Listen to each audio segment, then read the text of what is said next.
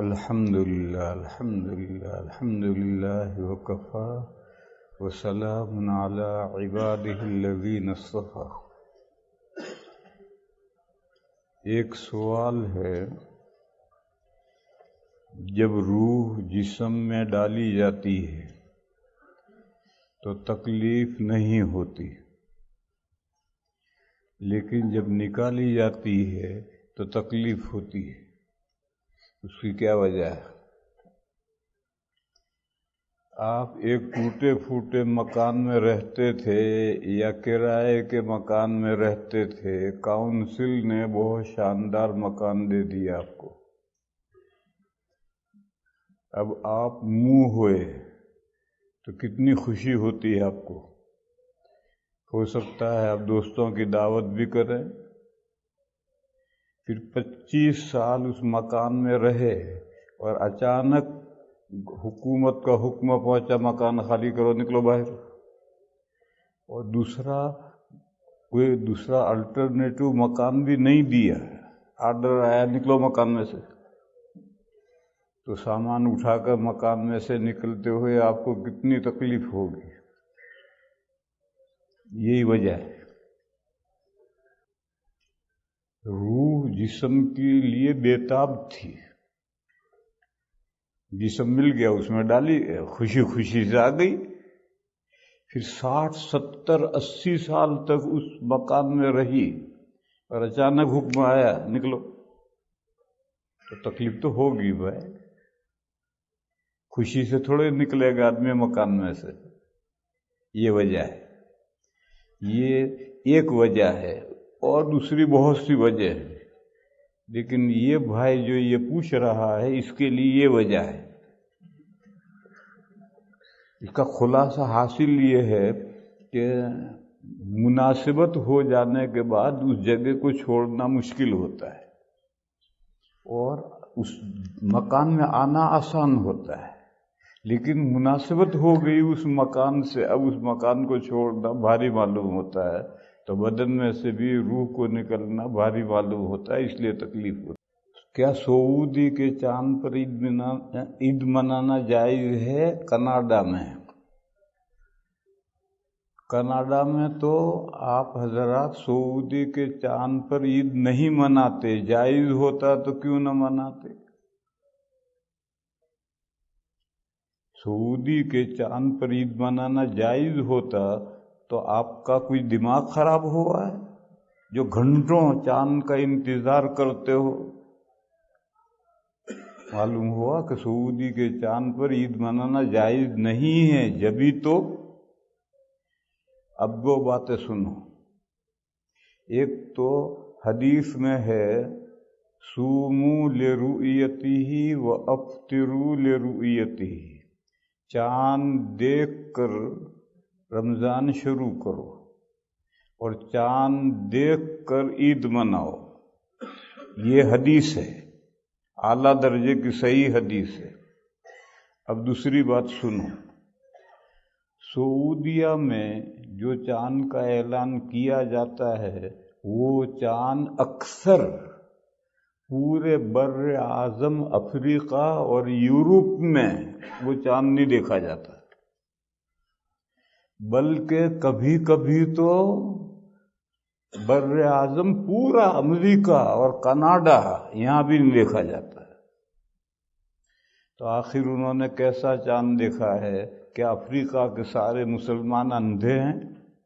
کیا امریکہ کے اور کینیڈا کے سارے مسلمان اندھے ہیں؟ ان کو چاند نظر آ گیا، وہ چاند ان کو نظر کیوں نہیں آیا؟ سعودیہ سے 4 گھنٹے کے بعد افریقہ میں غروب شروع ہوتا ہے، اور 10 گھنٹے کے بعد اور 12-13 گھنٹے کے بعد امریکہ اور کینیڈا میں اور وینکوور اور کیلیفورنیا میں بھی نظر نہیں آتا ہے، کبھی کبھی، اور اکثر تو افریقہ میں بھی نظر نہیں آتا ہے۔ اس لیے اس کا چاند ڈاؤٹ فل ہے۔ بس ایسی صورت میں حدیث کا ہمیں حکم یہ ہے کہ خود دیکھو چاند، اور چاند دیکھ کر رمضان شروع کرو، چاند دیکھ کر رمضان ختم کرو، ہم اسی پر عمل کرتے ہیں۔ سفر میں روزہ رکھنا جائز ہے یا نہیں؟ جائز ہے، نہ رکھنا چاہو نہ رکھو، یہ بھی جائز ہے۔ میں ڈائبٹیز کا مریض ہوں اور ہائی ڈائبٹیز ہے، ذرا بے احتیاطی کرتا ہوں تو 550 پر جا کر رکتی ہے۔ میں نے رات 1 بجے وہاں سحری کی تھی اور روزہ رکھ کر یہاں آیا تھا، اور 26 گھنٹے کے بعد میں نے افطار کیا ہے۔ یہاں آ کر 26 گھنٹے کے بعد افطار کیا ہے اور عصر کے بعد تقریر بھی کی ہے۔ تو اگر کوئی دشواری نہیں ہے تو رکھو، اور اگر کوئی دشواری محسوس کرتا ہے اور نہیں رکھنا چاہتا نہ رکھے، اس کے لیے شریعت نے فیسلٹی دی ہے۔ وہ جو روزہ رہ گیا وہ بعد میں قضا کرنا ہے۔ سفر میں اتمام کیوں نہیں کر سکتے؟ ایک حدیث سنو۔ سفر میں قصر کی جو آیت ہے وہ یہ ہے، سورہ نساء میں آیت ہے، وَإِذَا ضَرَبْتُمْ فِي الْأَرْضِ فَلَيْسَ عَلَيْكُمْ جُنَاحٌ أَن تَقْصُرُوا مِنَ الصَّلَاةِ إِنْ خِفْتُمْ أَن يَفْتِنَكُمُ الَّذِينَ كَفَرُوا۔ جب تم زمین میں سفر کرو، بس اگر تم نماز کو شارٹ کر دو، مختصر کر دو تو کوئی گناہ نہیں۔ اگر تمہیں ڈر ہو کہ کافر تمہیں پریشان کریں گے، ان خفتم ان یفتنکم الذین کفروا، یہ آیت کریمہ نازل ہوئی اور سفر میں قصر کا سلسلہ شروع ہو۔ پھر پورا جزیرۃ العرب فتح ہو گیا، پورے جزیرۃ العرب میں کوئی کافر ہی نہیں رہا۔ تو وفات سے 2 مہینے پہلے نبی پاک صلی اللہ تعالی علیہ وسلم نے حج کیا، تو مدینہ سے مکہ تک قصر کرتے رہے۔ پھر مکہ پہنچ کر 10 دن رکے، حج کے 10 دن مکہ میں، عرفہ میں، مزدلفہ میں قصر کیا، جبکہ حج میں 1 لاکھ سے زیادہ صحابہ حضور کے ساتھ تھے۔ ایسی صورت میں اولاً تو جزیرۃ العرب میں کفار ہیں ہی نہیں، اور اگر ہوتے بھی تو کیا بگاڑ لیتے؟ 1 لاکھ صحابہ اکٹھا ہیں، ان کا کیا بگاڑ لیتے ہو؟ لیکن پھر بھی حضور نے حج کے موقع پر قصر کیا۔ تو سوال پیدا ہوا اور حضور سے پوچھا گیا کہ یا رسول اللہ، آیت کریمہ میں تو یہ قید ہے، ان خفتم ان یفتنکم الذین کفروا، اگر تمہیں ڈر ہو کہ کافر تمہیں پریشان کریں گے تو نماز قصر کرو۔ اب تو کوئی خوف نہیں، پھر ہم قصر کیوں کر رہے؟ تو حضور نے فرمایا صدقۃ تصدق اللہ بہا فاقبلوا صدقتہ، فرمایا کہ یہ جو نماز قصر ہو گئی ہے یہ اللہ کی ایک خیرات ہے جو اللہ نے تمہیں دی، بس اللہ کی اس خیرات کو قبول کرو، اسے ریجیکٹ مت کرو۔ یہ وجہ ہے اللہ نے گفٹ دی ہے، 2 رکعت گفٹ، مثبت اور منفی، پازیٹیو نیگیٹو دونوں طرح کی گفٹ ہوتی ہے۔ پازیٹیو $100 دے دیے، اور نیگیٹو ریڈ میں سے گزر گیا تھا، اوور اسپیڈ گیا تھا، $100 جرمانہ ہوا تھا، گورنمنٹ نے معاف کر دیا، چلو جرمانہ معاف۔ یہ بھی ایک گفٹ ہے۔ تو گفٹ دی بھی جاتی ہے اور کوئی مطالبہ چھوڑ دیا جائے، $100 کا مطالبہ تھا وہ چھوڑ دیا، یہ بھی گفٹ ہے۔ تو 4 رکعت کا مطالبہ تھا، 2 رکعت کا مطالبہ چھوڑ دیا، یہ بھی گفٹ ہے۔ تو حضور نے فرمایا یہ جو 2 رکعتیں کم ہو گئی ہیں یہ اللہ کا ہدیہ ہے، صدقہ ہے، خیرات ہے جو اللہ نے تمہیں دی ہیں، اس صدقے کو قبول کرو۔ کریم کا ہدیہ قبول کیا جاتا ہے، اللہ سے زیادہ بڑا کوئی سخی اور کریم نہیں ہے، اس نے یہ ہدیہ دیا ہے، اسے قبول کرو۔ اس لیے قصر کرتے ہیں ہر حال میں، دشمن کا خطرہ ہو نہ ہو، مطلق سفر ہے، سفر میں قصر کرتے ہیں۔ اگر ہم قصر نہیں کریں گے تو کریم نے جو گفٹ دی ہے وہ ہم نے ریجیکٹ کر دیا، اے اللہ آپ کا ہدیہ ہمیں نہیں چاہیے۔ تو بہت تیسرا سوال، نیک عمل کرنے کے بعد دل میں خیال آتا ہے کہ لوگ مجھے نیک سمجھیں گے، یہ ریاکاری میں داخل ہے یا نہیں؟ نہیں ہے۔ اگر ہے تو اس کا علاج کیا ہے؟ نہیں ہے، بات ختم ہوئی۔ دکھانے اور سنانے کے لیے عمل کیا، یہ ریاکاری ہے۔ اور ایک عمل کر لیا اور اس کے وقت عمل جب کیا اس وقت کوئی دل میں دکھانے کا سنانے کا خیال نہیں تھا، بعد میں یہ خیال آئے شیطانی خیال، تو اس سے وہ عمل ریاکاری نہیں ہو جاتی۔ اس سلسلے میں ایک عجیب حدیث ہے۔ حضرت ابو ہریرہ رضی اللہ تعالی عنہ نے سوال کیا، یا رسول اللہ، کبھی میں رات میں گھر میں تہجد پڑھ رہا ہوں اور اتفاقاً کوئی بندہ ملنے آ گیا، اس نے مجھے تہجد پڑھتے دیکھا تو میرے دل میں آیا بہت اچھا ہوا، مجھے تہجد پڑھتے ہوئے دیکھا، وہ مجھے بزرگ سمجھے گا۔ تو عمل گھر میں تہجد پڑھ رہے ہیں اکیلے، وہ بندہ بھی اتفاقاً آیا ہے، اسے دیکھ لیا اور دل میں یہ خیال آیا، تو کیا یہ ریا ہے؟ نبی پاک صلی اللہ علیہ وسلم نے فرمایا، تل کا بشرا عاجل المؤمنین، یہ مومنین کو جلد ملنے والی خوشخبری ہے، یہ ریا نہیں ہے۔ تو اسی طرح سے عمل کرنے کے بعد ایسا خیال آئے تو اس سے ریا نہیں ہوتی۔ پان، نسوار اور سگریٹ استعمال کرنے کا کیا حکم ہے؟ اس میں اختلاف ہے۔ عرب علماء تو تمباکو کو نشہ آور قرار دیتے ہیں اور حرام کہتے ہیں۔ ایشیا کے علماء، ہندوستان، انڈیا، پاکستان، بنگلہ دیش، افغانستان، یہ سب ایشیا ہے، ایشیا کے علماء کے نزدیک تمباکو میں نشہ نہیں ہے۔ عرب علماء کہتے ہیں نشہ ہے۔ نشہ کی کیا تعریف ہے؟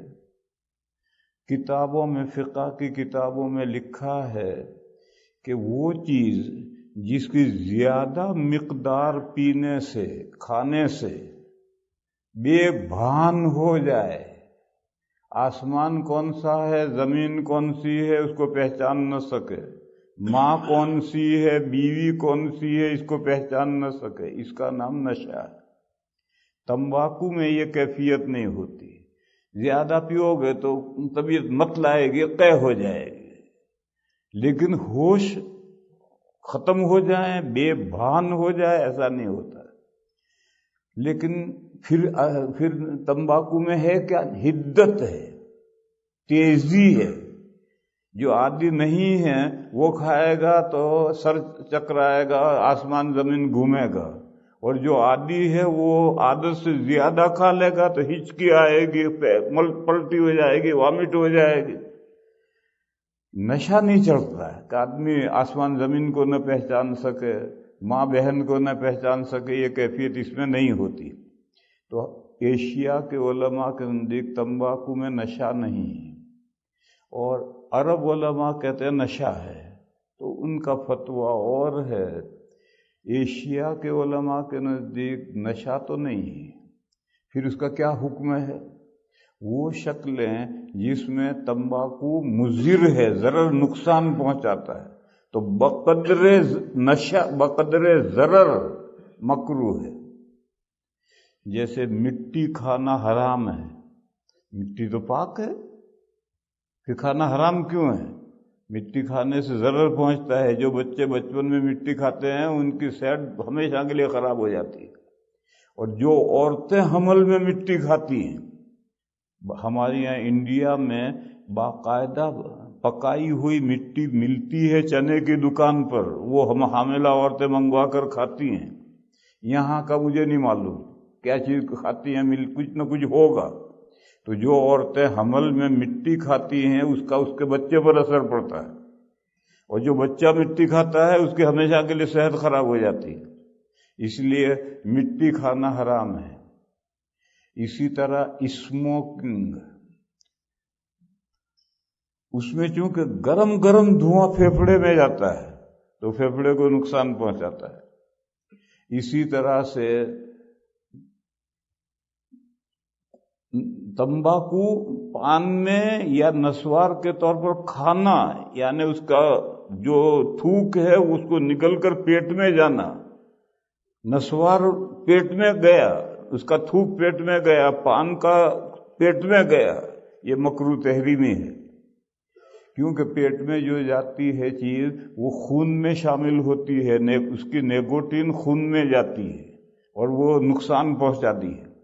تو اسموکنگ مکروہ تحریمی ہے، چاہے بیڑی پیو، چاہے سگریٹ پیو، چاہے چرس پیو، یہ اور خطرناک سگریٹ ہے، یہ مکروہ تحریمی ہے۔ یا نسوار کھاؤ، پان کھاؤ، یہ بھی مکروہ ہے۔ اور آپ نسوار گلے سے نیچے نہ جانے دیں، تھوکتے رہیں، پان منہ میں پیٹ میں نہ جانے دیں، تھوکتے رہیں، تو یہ جائز ہے، مباح ہے۔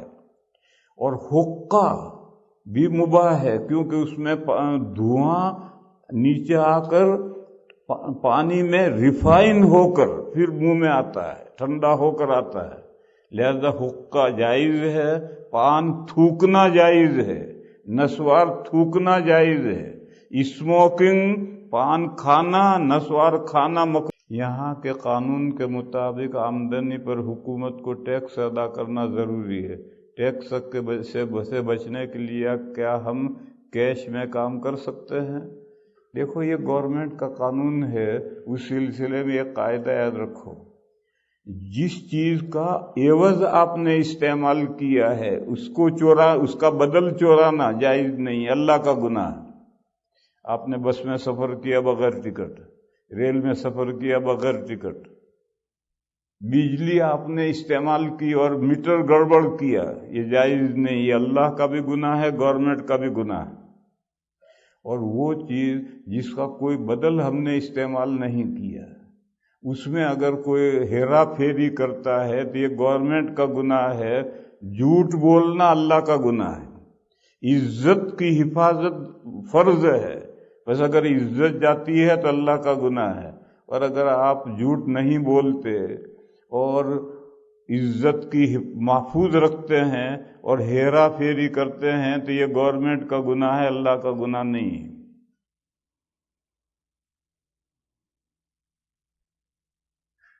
یہ جو کہتا ہے حکومت کو ٹیکس ادا کرنا پڑتا ہے، یہ جتنے ہم ٹیکسز گورنمنٹ کو دیتے ہیں ان سب کا ریٹرن ہمیں ملتا ہے۔ ہم ہاؤس ٹیکس دیتے ہیں تو سڑکوں پہ جو جھاڑو لگتا ہے، جو بھنگی نالیاں صاف کرتا ہے، جو سڑکوں پر بجلی جلتی ہے، یہ کہاں سے جلتی ہے؟ یہ ہمارے ہاؤس ٹیکس سے جلتی ہے۔ اس لیے یہ سمجھنا کہ ہاؤس ٹیکس گورنمنٹ کا ظلم ہے، یہ سمجھنا صحیح نہیں ہے۔ ٹیکسوں کے بغیر حکومت کوئی ایک چھوٹے سے شہر کی حکومت چلا کر دکھائے ٹیکس کے بغیر، تو جتنے ٹیکسز ہوتے ہیں ان کا سب کا ریٹرن فائدہ ہمیں پہنچتا ہے۔ اس لیے گورنمنٹ کا ٹیکس ادا کرنا چاہیے۔ میں ایک مثال دوں، میرا کتب خانہ ہے، میں بڑا کاروبار کرتا ہوں، بک سیلر بھی ہوں، پبلیشر بھی ہوں، میں ٹیکس ادا نہیں کرتا۔ کیوں ٹیکس نہیں ادا کرتا؟ میں نے ایک مرتبہ ٹیکس فارم بھرا کہ میرا کتب خانہ رجسٹر کرو تبھی تو ٹیکس دوں گا، فارم کا جواب ہی نہیں آیا۔ کئی سالوں کے بعد میں نے فارم بھرے اپنا کتب خانہ رجسٹر کرانے کے لیے، پھر بھی جواب نہیں آیا، تو بھی میں نے چھوڑ دیا۔ جب میرا کتب خانہ رجسٹرڈ ہے ہی نہیں تو میں ٹیکس کیا بھروں گا؟ تو میں ٹیکس نہیں بھرتا۔ لیکن اگر میں اپنا کتب خانہ رجسٹر کراؤں اور اس کا ٹیکس بھروں تو میں مجھے ایک فارم ملے گا اور میں دہلی سے کاغذ دیوبند میں منگوا سکتا ہوں اور ایک ریم پر مجھے 10 روپے کا نفع ہوگا. اب میں ٹیکس نہیں بھرتا تو میں دہلی میں چھپواتا ہوں، دیوبند میں نہیں چھپوا سکتا، وہاں کاغذ مہنگا ہے، 10 روپے فی ریم، صوبہ بدل گیا. اسی طرح سے میں کینیڈا میں، دنیا میں کسی ملک میں کتابیں بھیجنا چاہوں نہیں بھیج سکتا کیونکہ میں ٹیکس نہیں بھرتا، اور میں ٹیکس بھروں گا تو ساری دنیا میں کتابیں بھیج سکتا ہوں.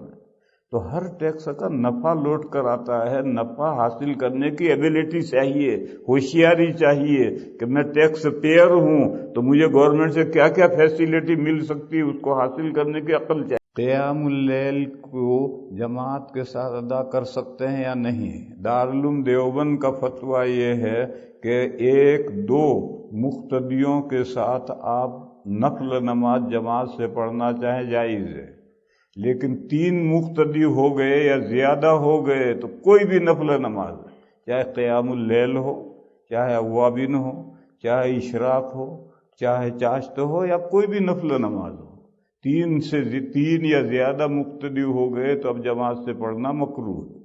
یہ دارالعلوم دیوبند کا فتویٰ ہے. آپ دیوبندی ہیں، دیوبند کے سب سے بڑے مفتی یہاں آئے ہوئے ہیں، مفتی حبیب الرحمان صاحب خیر آبادی، جاؤ ان سے پوچھو، دیوبند کا فتویٰ یہی ہے. اب دوسرے مذاہب کے شافعی، مالکی، حنبلی جو کچھ کرتے ہیں کرنے دو. ڈیجیٹل تصویر کا کیا حکم ہے؟ ایشیا کے تمام مفتی اور عربوں میں سے 20% مفتی اس پر متفق ہیں کہ ہر تصویر حرام ہے. عربوں میں 80% مفتی کہتے ہیں نہیں، کیمرے کی تصویر جائز ہے، لیکن عربوں میں بھی 20% مفتی ہیں. جیسے مثال کے طور پر ابھی ماضی قریب کے لوگوں میں سے ابن باز رحمہ اللہ، وہ کیمرے کی تصویر کو قطعاً حرام کہتے تھے، اور مادرزاد نابینا تھے، اور پوری زندگی میں ان کی کوئی تصویر نہیں لے سکا کوئی فوٹو والا، کوئی کیمرے والا ان کا فوٹو نہیں لے سکا، کبھی وہ ٹی وی پر نہیں آئے. اور سعودیہ کے وہ مفتی اعظم تھے، اور ان کا فتویٰ تھا کہ کیمرے کا فوٹو حرام ہے. ایک مرتبہ ہم وزارت کی دعوت پر حج کے لیے گئے تو بن باز رحمہ اللہ نے ہماری دعوت کی، پورے تمام جتنے دنیا میں سے آئے ہوئے تھے حج کرنے کے لیے سب کی دعوت کی. وہ نابینا ایک سیدھا سادہ بڈھا بیٹھا ہے اسٹیج پر، لیکن پورے ماحول میں کوئی فوٹوگرافر نہیں تھا. عجیب بات تھی. وہ ایک بوڑھا آدمی ہے، اندھا آدمی ہے، اسٹیج پر بیٹھا ہے، سیدھا سادہ آدمی ہے، مگر اس کا رعب اتنا تھا کہ پورے ماحول میں کوئی فوٹوگرافر نہیں تھا. تو عربوں میں بھی 20% علماء ہیں، اور ایشیا کے تو سارے مفتی متفق ہیں کہ کیمرے کا فوٹو جائز نہیں ہے. موبائل میں بھی کیمرہ ہے، اس میں ڈیجیٹل ہے، اس کا فوٹو بھی جائز نہیں، حرام ہے. اس سلسلے میں ایک فتویٰ کراچی میں دارالعلوم کورنگی سے حضرت مفتی شفیع صاحب قدس سرہ کے مدرسے سے ایک فتویٰ لکھا گیا، اور اس فتوے کو دیوبند اور سہارنپور میں بھیجا گیا. اس فتوے میں یہ تھا کہ ڈیجیٹل کا فوٹو ہے، اس پر فوٹو کا حکم نہیں لگنا چاہیے. انہوں نے غلطی یہ کی کہ یہ ای میل سے بھیجا. دارالعلوم دیوبند نے اس کا رد لکھا، مظاہر العلوم نے اس کا رد لکھا،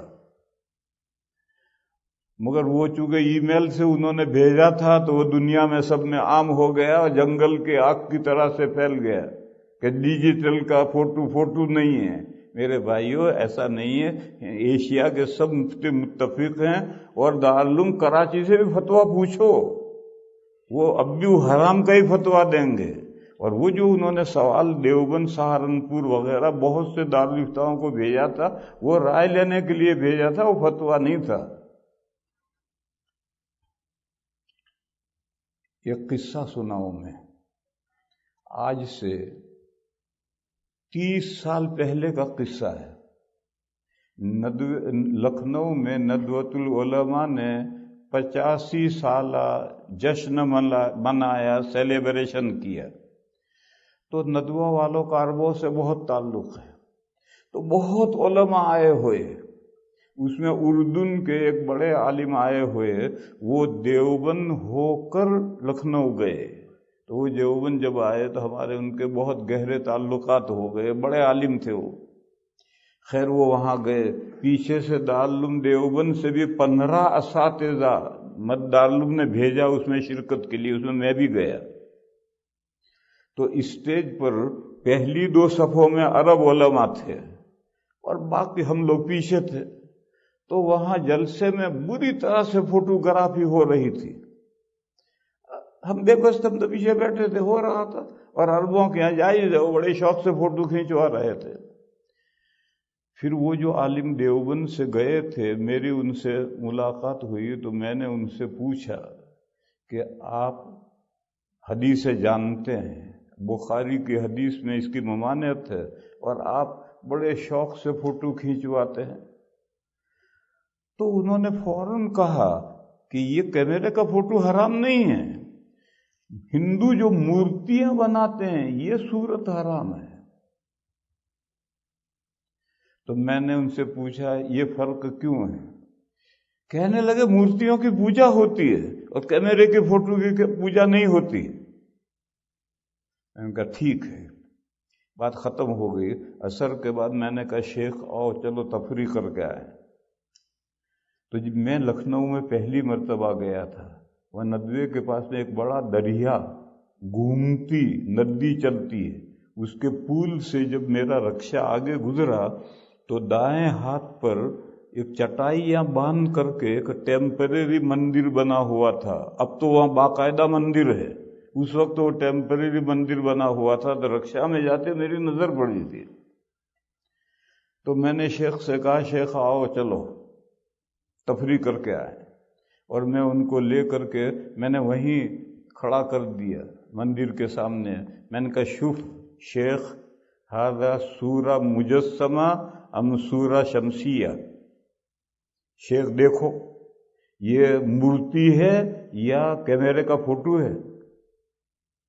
دیکھا، کہنے واللہ سورہ شمسیہ، خدا کی قسم یہ تو کیمرے کا فوٹو ہے۔ تب میں نے انہیں سمجھایا کہ آپ اسلامی ملک میں رہتے ہیں، آپ کو کیا پتا کہ دنیا میں کیا کیا پوجا جاتا ہے؟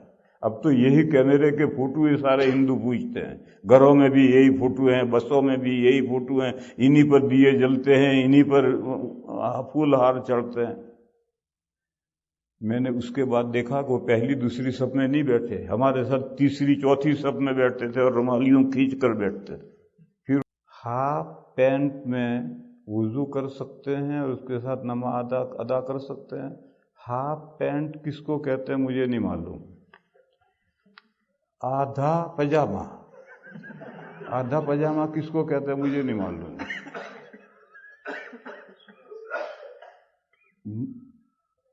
آدمی کا ننگا پا جس کا چھپانا فرض ہے وہ کتنا ہے، اس میں ائمہ میں اختلاف ہے۔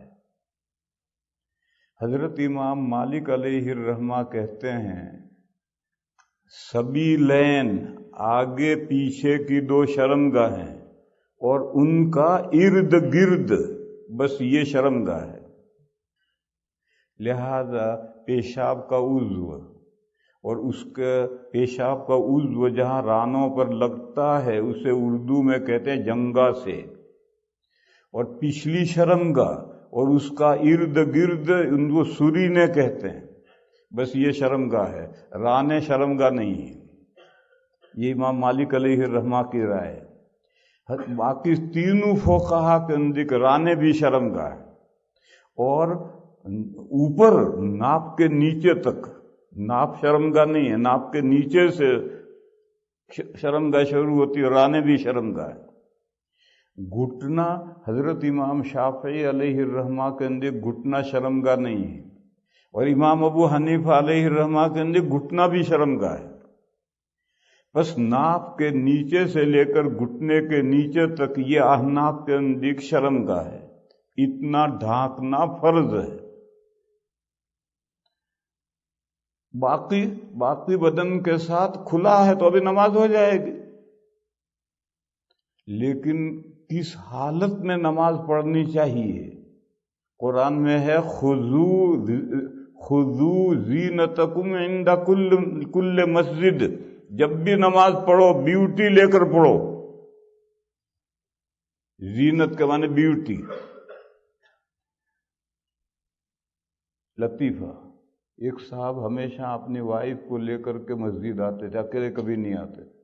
لوگوں نے پوچھا بھائی کیا بات ہے؟ انہوں نے کہا اللہ کا حکم ہے۔ ان کی بیوی کا نام زینت تھا۔ کہ اللہ کا حکم ہے زینت لے کر آؤ اپنے ساتھ، تو میں اپنی وائف کو لے کر آتا ہوں۔ تو بیوٹی قرآن نے یہ کہا۔ اب ایک اسلامی لباس ہے اور ایک غیروں کا لباس ہے، ایک اسلامی کلچر ہے، ایک غیروں کا کلچر ہے۔ اسلامی کلچر میں بیوٹی کسے کہتے ہیں آپ لوگ جانتے ہیں، اور غیروں کا جو کلچر ہے جس کو فیشن کہتے ہیں، فیشن میں بیوٹی کسے کہتے ہیں اس کا اعتبار نہیں۔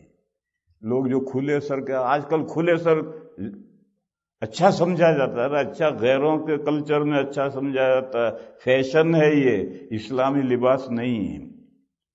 رہا وضو کا مسئلہ، تو آپ مادر ذات ننگے ہو کر وضو کریں تو وضو پر کیا فرق پڑتا ہے؟ یہ پوچھ رہا ہے کہ ہاف پینٹ میں وضو کر سکتے ہیں یا نہیں؟ ہاف پینٹ نہیں، مادر ذات ننگے ہو کر وضو کرو، وضو تو ہو جائے گا، وضو پر کیا فرق پڑتا ہے؟ پہلا گھر مورگیج کے اوپر خرید سکتے ہیں؟ میں نے بتایا تھا کہ دارالعلوم کے سب سے بڑے مفتی یہاں آئے ہوئے ہیں، جاؤ پوچھو ان کو، وہ کہیں گے پہلا گھر بھی مورگیج پر خریدنا جائز نہیں۔ پہلا دوسرا مورگیج پر خریدنا جائز ہی نہیں ہے، پہلا دوسرے کا کیا مطلب ہے؟ اور اس سلسلے میں حضرت مولانا تقی عثمانی صاحب مدّ ذلہ نے جو فتوے دیے ہیں، اور جس سے اسلامک بینکنگ شروع ہوئی ہے، اس سے پاکستان کا کوئی مفتی متفق نہیں ہے، اور دارالعلوم دیوبند اور مظاہر علوم بھی اس سے متفق نہیں ہے حضرت کی رائے سے، اور حضرت ہی کی رائے پر اسلامک بینکنگ شروع ہوئی ہے۔ کوئی بینکنگ اسلامک ہو ہی نہیں سکتی ہے۔ دارالعلوم پاکستان کے بھی سارے مفتی ان کے رائے کے خلاف ہیں، اور دارالعلوم اور مظاہر علوم کا فتویٰ بھی ان کے رائے کے خلاف ہے۔ مغربی طرز کی جمہوریت بعض اسلامی ممالک میں نافذ ہے، اس کے بارے میں بتائیں۔ کیا بتاؤں؟ یہ تو آپ خود کہہ رہے ہیں کہ مغربی طرز کی جمہوریت، اسلامی جمہوریت تو ہے ہی نہیں۔ بعض اسلامی ممالک میں یہ غلط ہے، بعض مسلمانوں کے ملکوں میں، اسلامی ممالک نہیں ہے وہ، مسلمانوں کے ملک ہے۔ پاکستان اسلامی ملک تھوڑی ہے، تو مسلمانوں کا ملک ہے۔ بنگلہ دیش اسلامی ملک تھوڑی ہے، وہ تو مسلمانوں کا ملک ہے۔ تو بعض مسلمانوں کے ملکوں میں مغربی طرز کی جمہوریت نافذ ہے، یہ تو آپ بتا رہے، میں پہلے سے جانتا ہوں، اس کے بارے میں بتائیں۔ کیا بتاؤں؟ آپ نے بتایا اتنا میں بھی جانتا ہوں، اور ساری بات آپ بتا رہے ہیں کہ مغربی طرز کی جمہوریت ہے اور اسلامی ملکوں میں نہیں ہے۔ وہ ملک اسلامی ہو ہی نہیں سکتا جہاں مغربی طرز کی جمہوریت نافذ ہو، وہ مسلمانوں کا ملک ہو۔ کیا امام بخاری نے 20 رکعت تراویح پڑھی؟ اس کا کوئی حوالہ؟ دیکھو میرے بھائیو، امام بخاری کے بعد تم کہو گے امام ترمذی نے 20 رکعت تراویح کوئی پڑھی، اس کا حوالہ، پھر کہو گے امام ابو داؤد نے پڑھی، پھر کہو امام نسائی نے پڑھی۔ ارے ہم حنفی ہیں، ہمیں اس سے کیا لینا ہے کہ دوسرے ائمہ کا کیا عمل ہے؟ ہم حنفی ہیں، احناف امام ابو حنیفہ اور فقہ حنفی کے بارے میں پوچھو۔ اگر امام بخاری علیہ الرحمہ نے پڑھی ہے یا نہیں پڑھی مجھے نہیں معلوم، اس سے کیا فرق پڑتا ہے؟ ہم کوئی بخاری تھوڑی ہے، ہمیں کوئی بخار تھوڑے آتا ہے، ہمیں بخار نہیں، ہم تو تندرست ہیں، ہم تو حنفی ہیں۔ ختم ہو گیا لو بھائی، یہ فضول سوال ہے۔ اگر ہم امام بخاری علیہ الرحمہ کے فالوورز ہوتے تو آپ کا یہ سوال صحیح تھا۔ ہم تو امام ابو حنیفہ کے، امام شافعی، امام مالک، ہم 4 ائمہ کے فالوورز ہیں، اور چاروں کے شافعی مالک کے بارے میں مت پوچھو، ہم تو سب حنفی ہیں۔ تو امام ابو حنیفہ یہی حوالہ پوچھنا ہے. اور یہ تو اتفاق ہے کہ چاروں ائمہ متفق ہیں کہ تراویح 20 رکعت سنت ہے، اس میں چاروں ائمہ متفق ہیں. مگر آپ کو پوچھنے کا حق، ہم سب، میں اور آپ حنفی ہیں تو حنفی حوالہ پوچھنے کا حق ہے.